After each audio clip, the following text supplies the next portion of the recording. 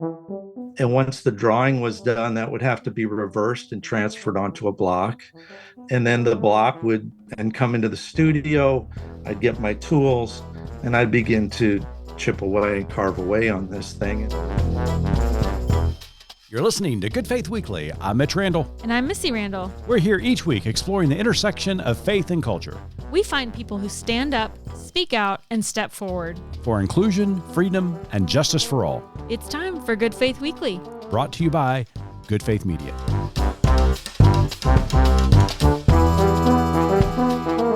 Welcome to Good Faith Weekly. On this episode, Missy and I are going to catch up and talk about what's going on in our world and the world at large. And then later on in the pod, we sit down with artist and author Kreg Yingst, who has a new book out titled Everything Could Be a Prayer, 100 Portraits of Saints and Mystic. It's going to be a great pod, so stay tuned.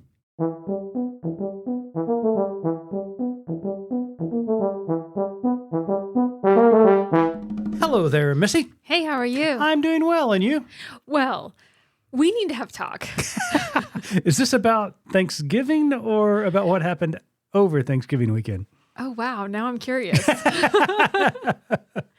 No, we need to talk about the other woman in your life right now. Oh, okay. Guilty as charged. Yes. And I don't mind confessing. I love her. You do have another woman in your life who is taking care of so many things for you. Indeed. It's getting a little obnoxious, but you're obsessed. I am totally obsessed. Yes. So anyways, we, of course, are talking about Alexa. Alexa. Yes, we mentioned her a couple of weeks ago in our Thanksgiving episode where you were like initially thankful for her. And let me just tell you that you spent the entirety of Thanksgiving break with her.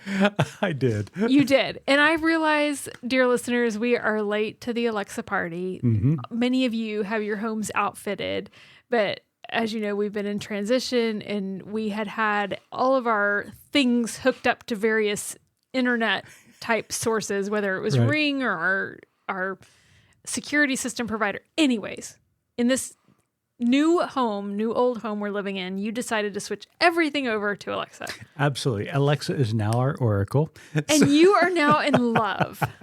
Am I right? Yeah. So I changed all of our light bulbs out over the Thanksgiving holidays to be smart light bulbs. So now Alexa controls that. So when I walk in a room, I say, Alexa, turn the lights on. And the lights are turned on. Alexa, turn the lights off. They turn them off. And I mean, I think the toilet flushing is a little excessive. I did not. No.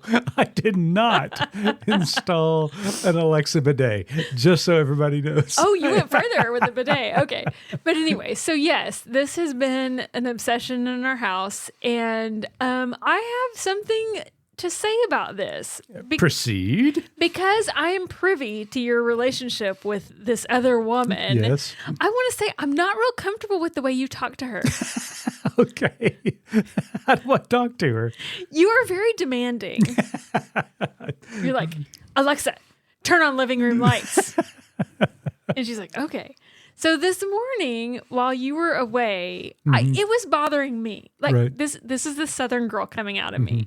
It was really bothering me that we were just like barking orders at her. Yeah. And so I thought, I can't do this anymore. Mm-hmm. So I said, Alexa, turn on living room lights or whatever it was. And she did it. She said, okay. And then I was like, thank you. And she said, you're welcome. She said, your kindness energizes me. Because that mean old man who always tells me doesn't thank me. Because that jackass you live with is kind of rude. Yeah. Well, I will start thanking Alexa. I mean, or like for all that she does around a here. please every now and again. Like, please turn on the living room lights would be nice. So I don't, it's really funny the visceral reaction I'm having to us just demanding of her all the time. So Yeah. I don't know how this is going to end up, but there's going to be a lot of please and thank yous. I could change happening. Alexa's name to Missy. Well, I mean, you could. You'd get a much better response from the second one than the first. But anywho, I digress. Well, yes, I have been in the process of changing all of our, not appliances, but our lights, our locks, all the security stuff over to Alexa, and it has been fantastic. I'm not going to lie. And I've been a little obsessed with it, but this kind of set me down a rabbit hole of thinking, what are the most requested items or questions that people ask Alexa? And a lot of them are, pretty benign. I mean, wait, I do have one guess. Okay. The weather. The weather's number one. It is. I got the number one answer. Yeah. In fact, in the Alexa app, you can say good morning to Alexa and prompt her to tell you what the weather is for the day. Okay. But weather's number one. Also, date and time. Sports ball scores. Sports ball scores is there. Yeah. Okay. What's the score for tonight? Right. Yeah, absolutely. Right. Setting alarms and reminders, which you have not gotten into, but I think you will eventually. I have asked her to put some things on the grocery list. Nice. I begrudgingly admit that is sort of a nice feature. Yeah. Well, the one I did think about in conjunction was Alexa, remind me to buy groceries. I thought that was She's like, fun. You'll get hungry enough. You'll remember. Exactly. And then also play music, just general knowledge questions. What's the capital of Montana or Oklahoma or Texas? Things like that. So just really general questions. But there are some fun things that you can ask Alexa that she gets a little sassy about. I don't remember what we were doing in the car when. No. Where were we? We were asking, I guess it was here because it was Alexa. We asked her something and she was like, I'm not going to dignify that with an answer or something like that. It was kind of funny. So some of the funny things that I came across, just doing some research, was, first of all, what happens when you step on a Lego? And her response was, when the corner of a Lego meets the flesh of a human, ow. It was pretty funny. And then asking her if aliens exist, she said, I believe. Well, clearly. Yeah. And then if you ask her, hey, I've got 99 problems, and then she'll respond, but a glitch ain't one.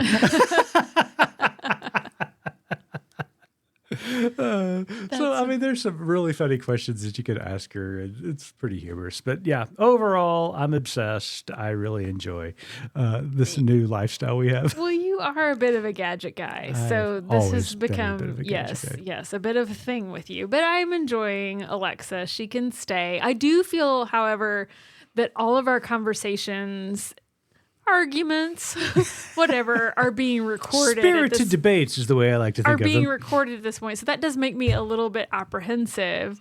But for those of you, I'm going to say this on the record. If I find myself murdered in this house, you can absolutely, I give my permission to unlock the Alexa and get the transcript. Because I know that's been some legal battle stuff going on. Yeah. So that, along with my kicking vase by the front door, is what's going to solve the case. And if you don't know what a kicking vase is, shame on you. You haven't been listening regularly. But the kicking vase is something that is by the door, and I will kick it as the kidnapper takes me. And that way there was a sign of a struggle. There was a struggle. There was a struggle. I will kick the vase. Yeah. Because what do we hear on podcast? There was no sign of a struggle. Right. No, there will be a sign. The vase will be kicked. And Alexa will have the transcript. Yep. So there you go. Yep. So we will make certain that we have all of that. Yes. In our purview. Okay. So moving on. Yes.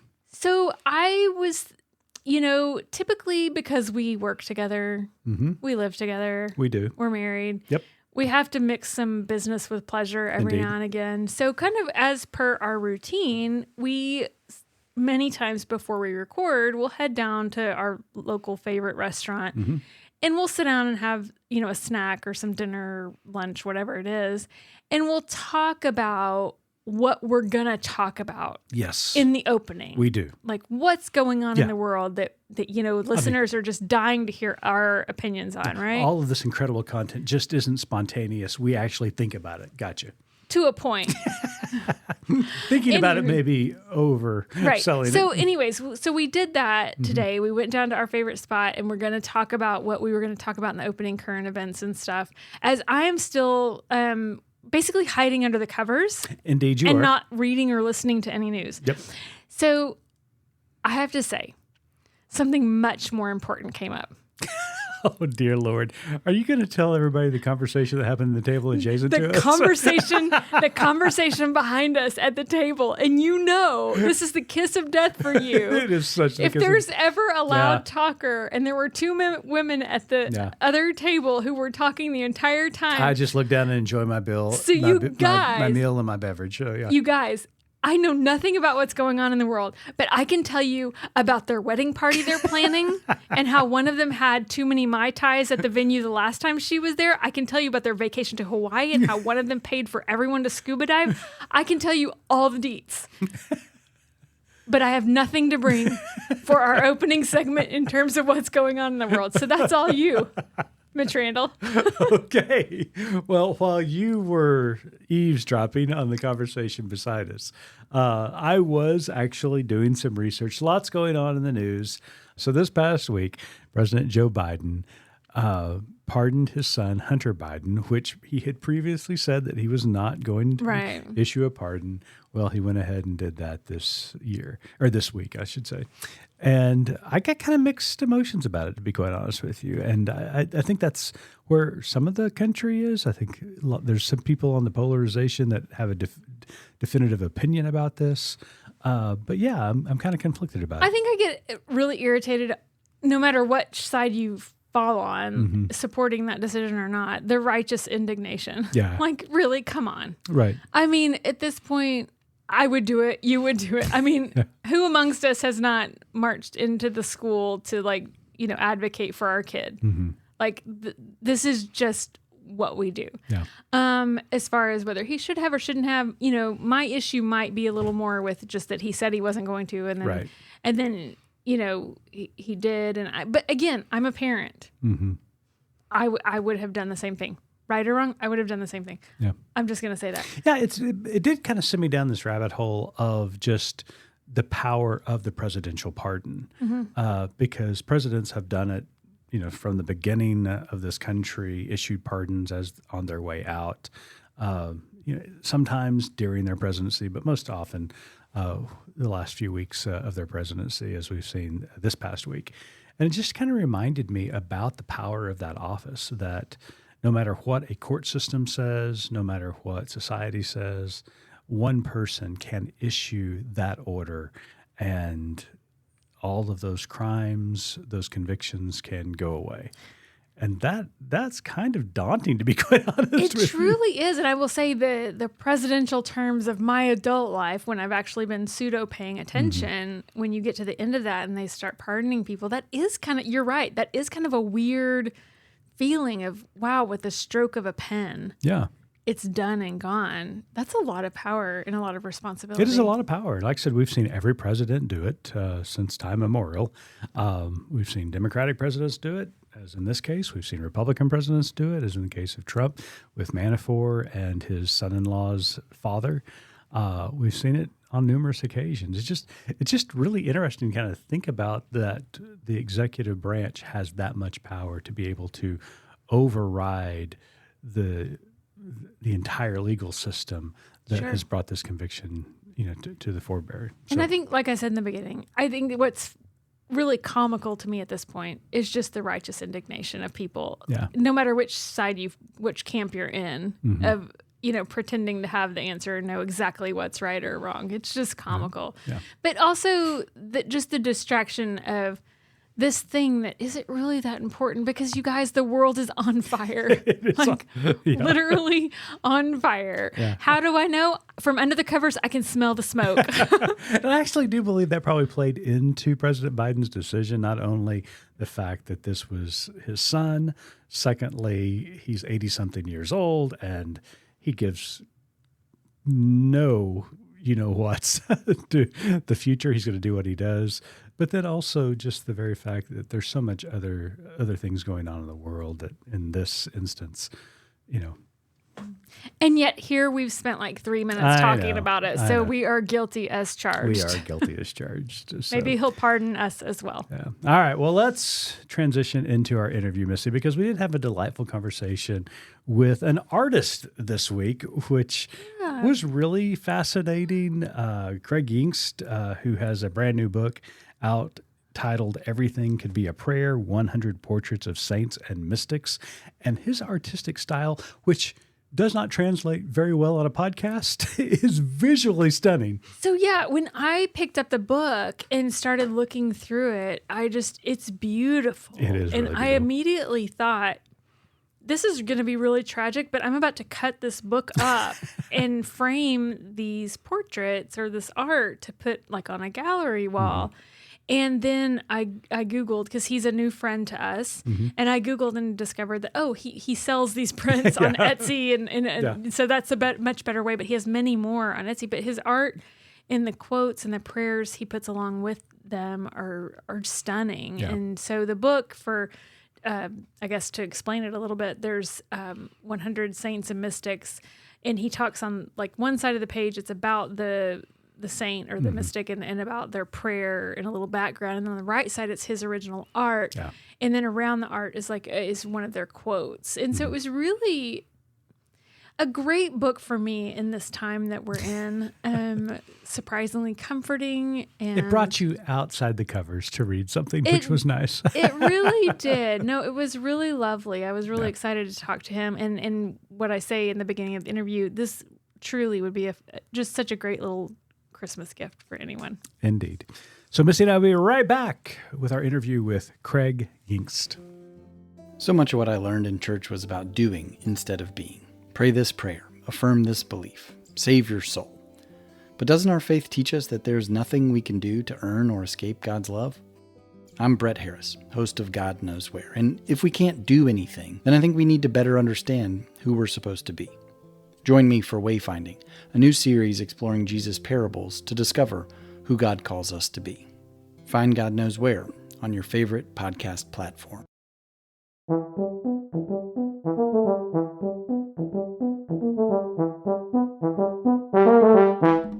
Welcome back to Good Faith Weekly. On this episode, we've got a very special guest with us. Kreg Yingst is an illustrator focusing on block printing with original works created from the carved blocks of wood, linoleum, and other materials and printed onto paper or other media. He received his BA from Trinity University in San Antonio and his MA in painting from Eastern Illinois University. His work can be found in numerous international public and private collections, including Purdue University, Indiana, and Hulsey Institute of Contemporary Art in Charleston, South Carolina. Kreg's new book is Everything Could Be a Prayer, 100 Portraits of Saints and Mystics, and it is absolutely beautiful, I must say. Kreg, welcome to Good Faith Weekly. Thank you for having me, Mitch. Appreciate it. So, Kreg, I'll reiterate what Mitch said. The book is beautiful, and yes, I thought absolutely.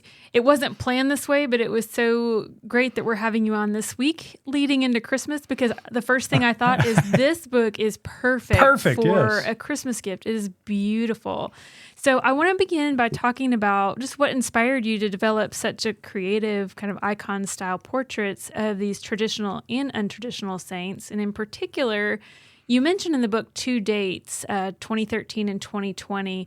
Tell our listeners what those dates meant and how they relate to the book. Okay. I don't know if intentionally I started off to do icons or iconography.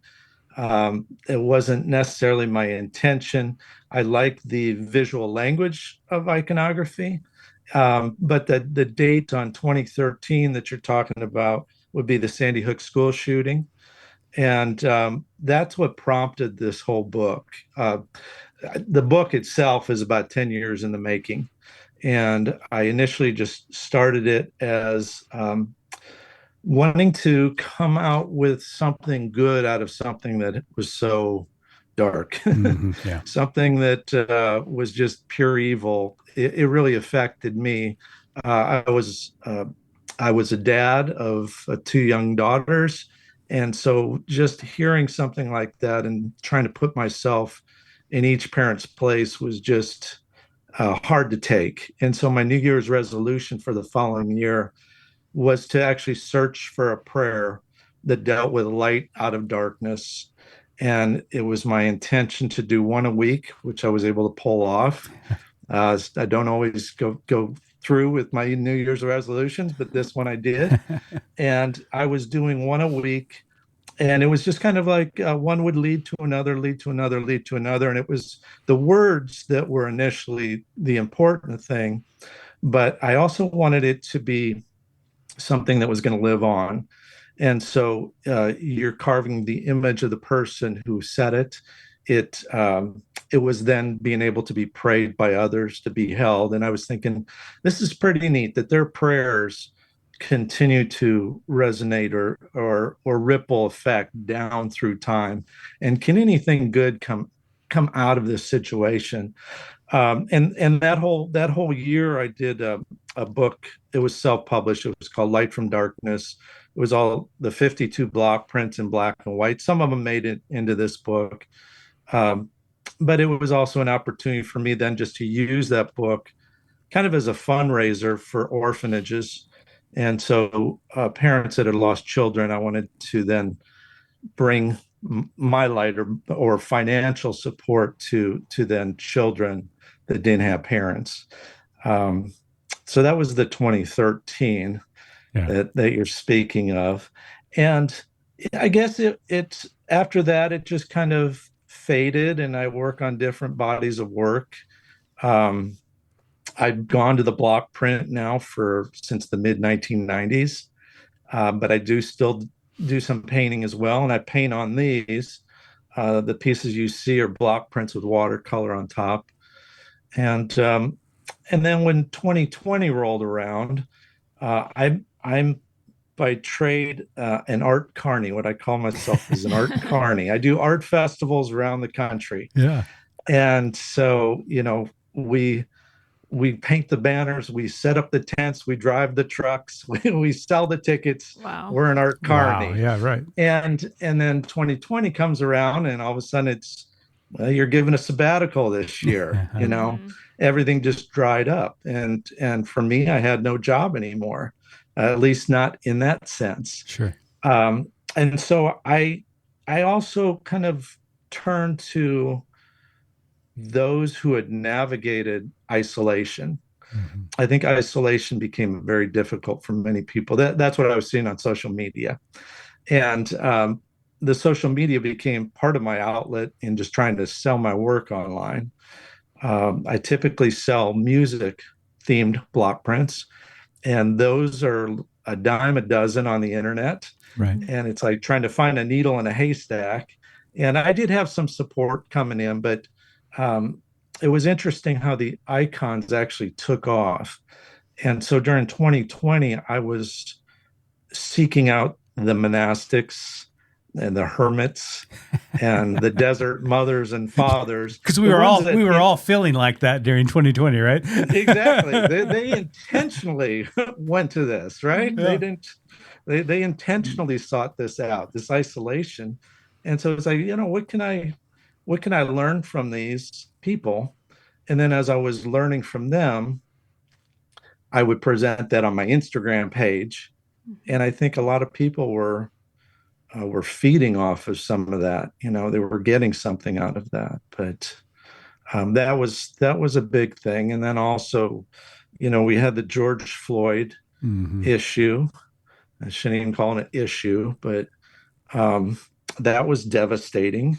Yeah. And to me, it was even more devastating how the church responded, as if it just kind of got twisted there by news media almost immediately. Right. It was almost like, I think I believe what my eyes just saw here, Yeah, sure. Mm-hmm. And no, let's twist this. Yeah. But to me, again, it was that just blew up even more so. And it was, well, my brother, my African American brothers and sisters, what has their life been like here? What are they going through? And why is this still such a major issue? Mm-hmm. And so in that season, I think it was for February, Black History Month, I decided to go ahead and do one per day on that. Right. And again, I was seeking out those of faith that had navigated some of the most horrendous times in their own life, and that had come out the better for it, and that were shining examples for me and how I could actually live my own life. So it was a means of trying to identify with the situation, trying to share that so people could be educated, because I was really disappointed with how people reacted to it. Mm. And I think a lot of people found that comforting and educational, and that just kind of took off. But Well, they're absolutely beautiful, Kreg. I mean, the thank you. portraits are, not only gorgeous, but the words behind them are very inspirational. And so we've got some questions about some of the specific mystics and saints that you highlight in the book over the course of 100, introductions to these saints and mystics. But before we get to that, let's talk a little bit about your process, because in the introduction, you write these words: "There's something sacred about art making. It's meditative and prayerful, and it forces you to slow down." And then you also talk about the Visio Divina, or the sacred scene. How does the process of developing your art and the hope that the Visio Divina, the sacred scene, plays into the way people interpret the art that you've created? Well, for me, I can only speak personally on the Visio Divina and the meditation aspect. I'm not an action painter, so an action painter might say something totally different. Sure. Or their body might enter into prayer. But for me, since this is so intricate and time consuming and detail oriented, it slows me down. So when I was finding a prayer or researching, I would come up with this person, and then it would have to go into a drawing. Mm-hmm. And once the drawing was done, that would have to be reversed and transferred onto a block. And then the block would then come into the studio. I'd get my tools, and I'd begin to chip away and carve away on this thing. And it's a very slow and tedious process. But it forces me to slow down. So for me personally, the 2020 year was a godsend. I mean, I enjoy that, Mm-hmm. But it's a meditative process of, you enter into this silence, you enter into a prayer, or it can be silent prayer, it can be vocal prayer, but you're also allowing yourself to enter into, I guess, the person that you're trying to relate to, Right. As you're carving this, because you've just spent some time researching their life. And I've spent time trying to dig up books on them. I've spent some time, living with them, so to speak. And now here it's coming out in this block.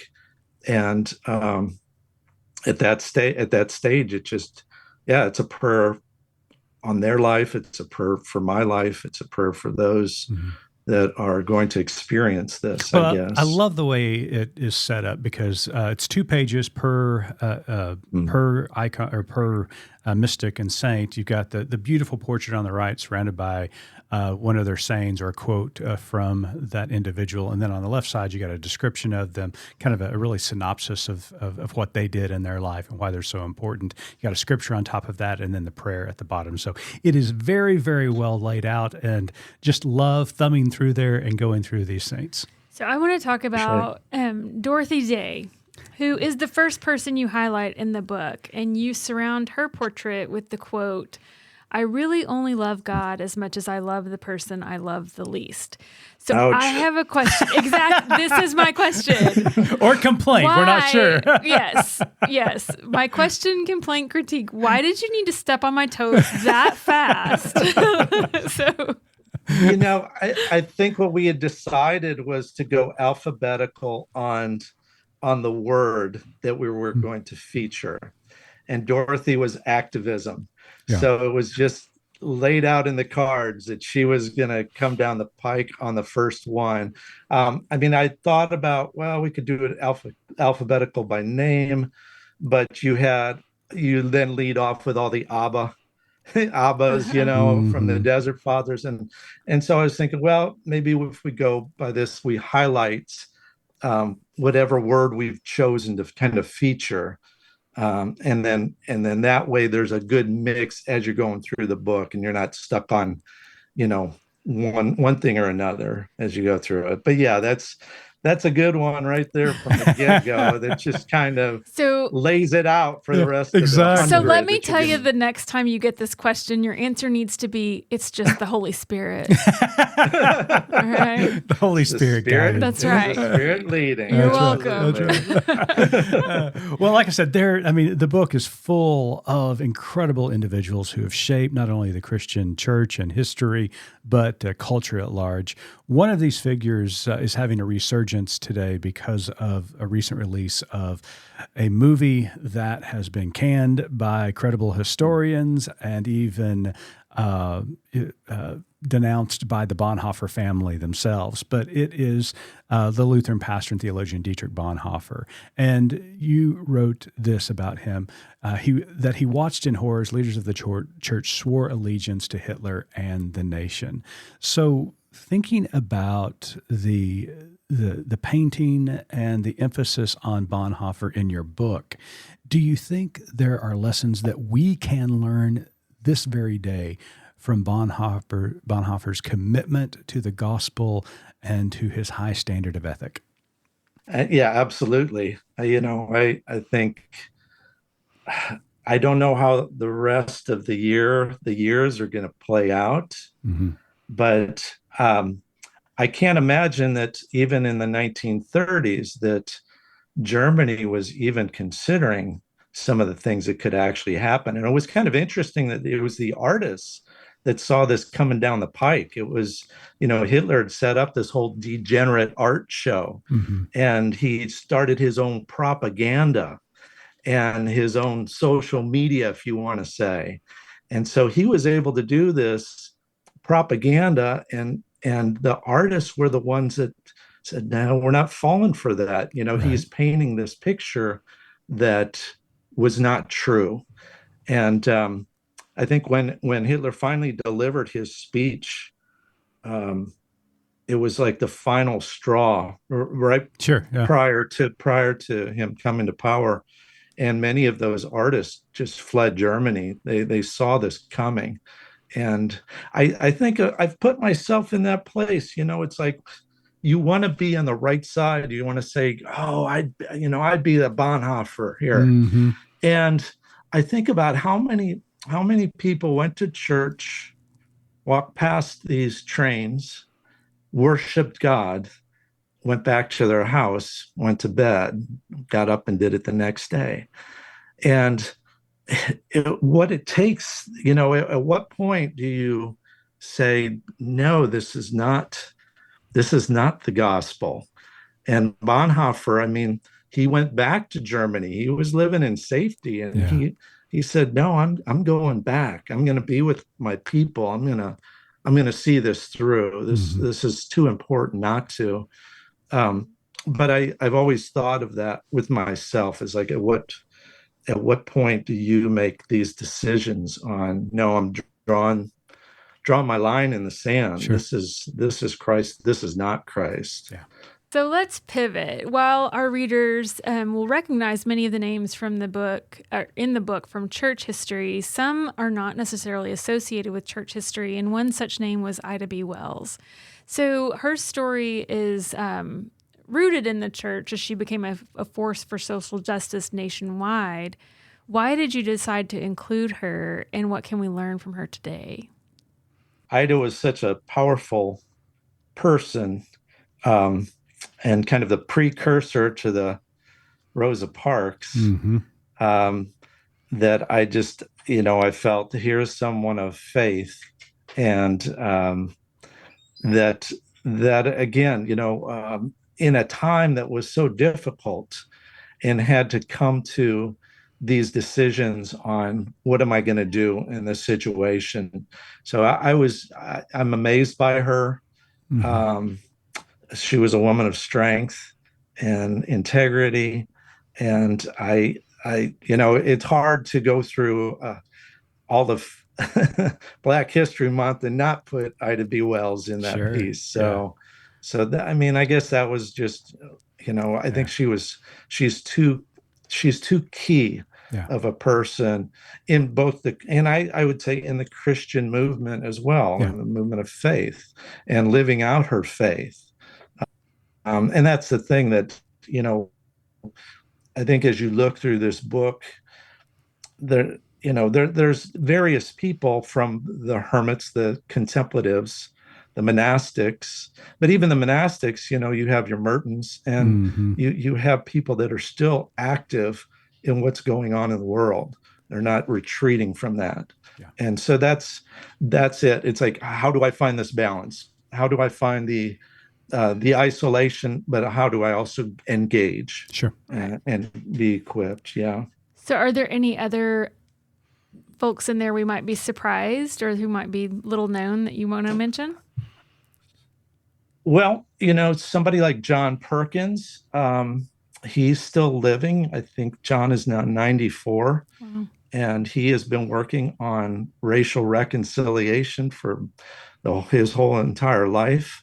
He's had some major things that have happened to him over the years and through the 60s, where he was beaten to the point where he still carries the scars from what he was trying to do and help get some students released from jail in Mississippi, and they weren't going to have it with him. But he didn't become bitter, and that's that for me is just an amazing thing. That how do you go through something like what you've just gone through, and how do you latch on to Christ during these times of need, and then live through it? And Perkins is a wonderful example, living example of that icon. He's right in there with an Ida B. Wells, I think. Yeah. I think that's what I appreciated about the book as I was going through it, seeing many, people that you know or familiar with in history, but also being introduced to some new folks, some new saints, and some new prayers. Yeah, absolutely. So, again, I could just go on and on. Just so many great people of history, people of faith who've changed the course of culture because of their commitment to their faith and the wisdom that they have added to the overall conversation. You've got Chief Seattle in there. You've got Howard Thurman in there. You've got so many others that we've already talked about, and numerous more. And so we are just so thankful that you sent the book to us, that we've been able to visit with you. It's just really remarkable. Yeah, well, I appreciate you having me on the show and talking about it. And I think I'm really hoping that people will be inspired and encouraged, and in their own faith, and being able to see people that will expand them in the global church. And that was the one thing I was trying to move away from, even though I do have some of the church fathers and the Euros, Sure, yeah. The European patristic movement. I wanted to expand that quite a bit, because a lot of people do not get their say so. And so there is enough for a Women's History Month and a Black History Month. And I do have additional readings on broadleaf if people wanted to go through a grouping, just like I do at the back of the book for Advent and Lent. Yeah.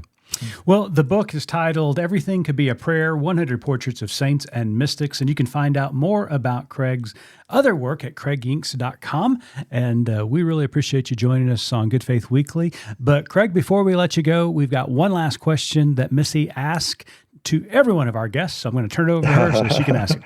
So, Kreg, as you know, our tagline at Good Faith Media is "There's more to tell." So in light of your work and our conversation today, what is your more to tell? Well, more to tell is I'll continue to do the iconography, and as things prompt me. Some of the more recent work that I've been putting out have been the peacemakers. And I've been inspired by them and what they've done with the wars that we've had going on. We're always in war, one shape or another somewhere. But these are people that have used nonviolence and creativity and have pursued that. There's some in the book. There's the Martin Luther Kings and Eileen Egan and some of those. But since that has occurred, I've I've continued to research and move out into those areas. Well, the book is, again, fascinating. It is beautifully illustrated. And again, I just can't emphasize enough. This would be a great stocking stuffer for the Christmas season. So log on and purchase the book for a family member, and you will not be disappointed. Kreg, thanks for joining us. Appreciate it. You're welcome back anytime, sir. Thank you, Mitch. Appreciate it. Thank you, Missy. Thank you.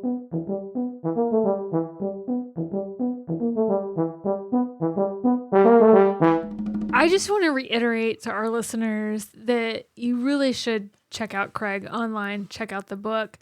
This really is a lovely Christmas gift. The illustrations are stunning. The message is really beautiful and just such a great gift in this time that we're living in right now, is all I'll say. Well, what's great about it, and what I really appreciate about it, a lot of the mystics and saints that are highlighted in the book, and of course there's 100 of them, a lot of them were going through very dark days. Mm-hmm. And a lot of them stood up and spoke out for freedom, inclusion, and justice for all of the people who were surrounding them. And so I just thought it might be nice to kind of highlight a couple of those in the book. Again, there's no way I can convey the beauty of the art in the book. I mean, there's 100 of them. We're not going to keep you here that long. That's right. But I think you did have a few that stood out to you. So let's share a few of those. So one of the kind of the saints that we talked about in the interview with Kreg was Dietrich Bonhoeffer. Mm-hmm. A lot of conversation about him right now because it's a new movie, which I have not seen it, I must admit, but from what I hear is not very good. Maybe not an accurate representation. When the Bonhoeffer family says, don't go see this, that tells you something. Yeah. But, of course, Dietrich Bonhoeffer was a German theologian, Lutheran pastor there in Germany, escaped the rise of Nazism, came here to New York to teach at Union Theological Seminary, toured America during this time. There's a great biography about Dietrich Bonhoeffer by Charles Marsh. I recommend that book about Dietrich Bonhoeffer. But then, because of what was happening in his homeland, decided to go back to Germany in the height of the Nazi regime. And when he gets back, he gets arrested.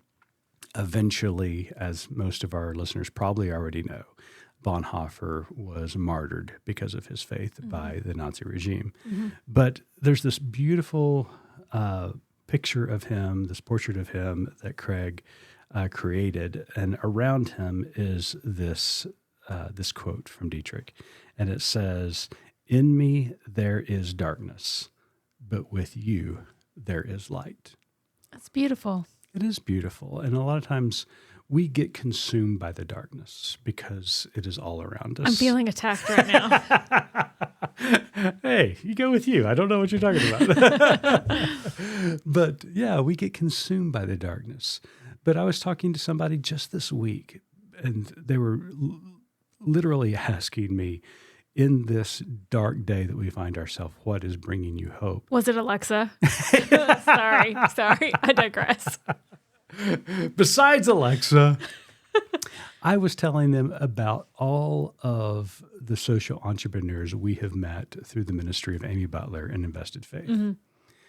And I think about the light that they're bringing into their communities.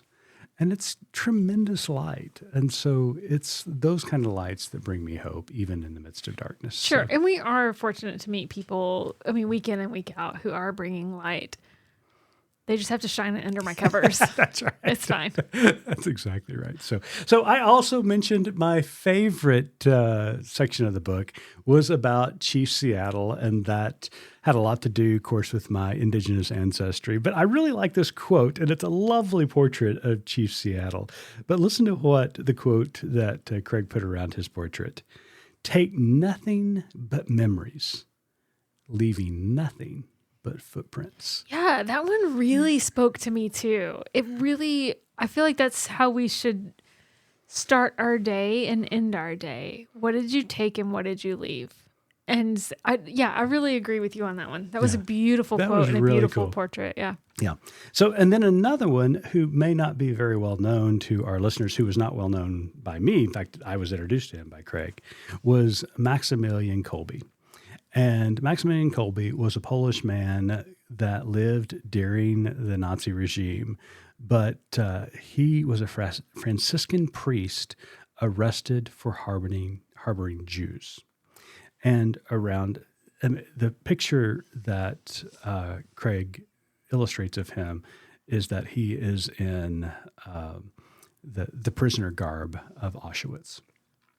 But listen to the quote that is surrounding Maximilian Kolbe. For Jesus Christ, I am prepared to suffer.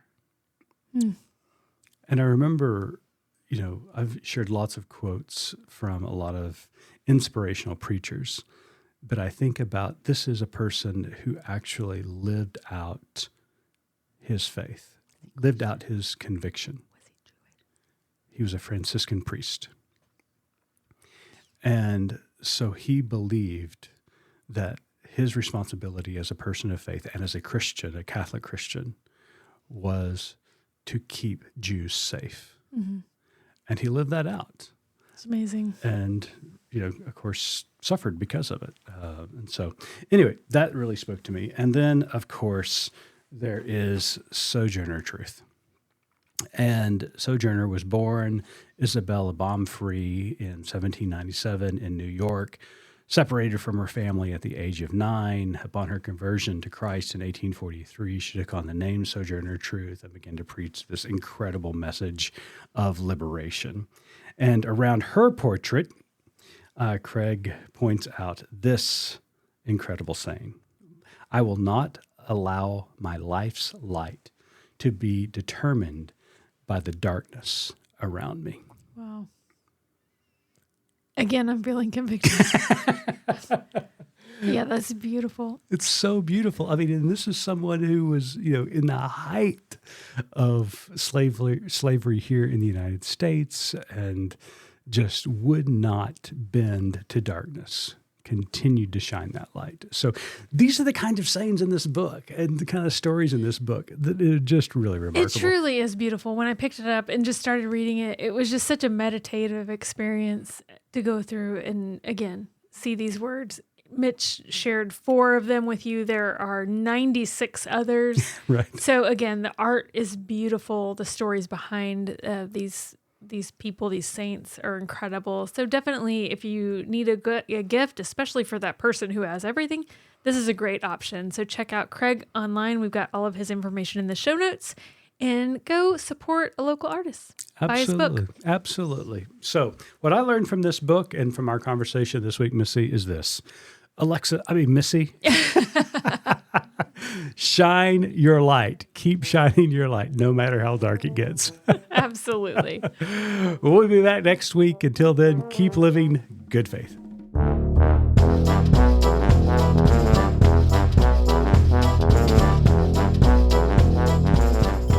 You've been listening to Good Faith Weekly, hosted by Mitch and Missy Randall. This weekly podcast from Good Faith Media discusses matters of faith and culture. Subscribe wherever you get your podcast and give us a like and a glowing review. We produce the podcast out of Norman, Oklahoma. Our music comes from Pond 5. And we're supported by listeners like you. Learn more about us at goodfaithmedia.org.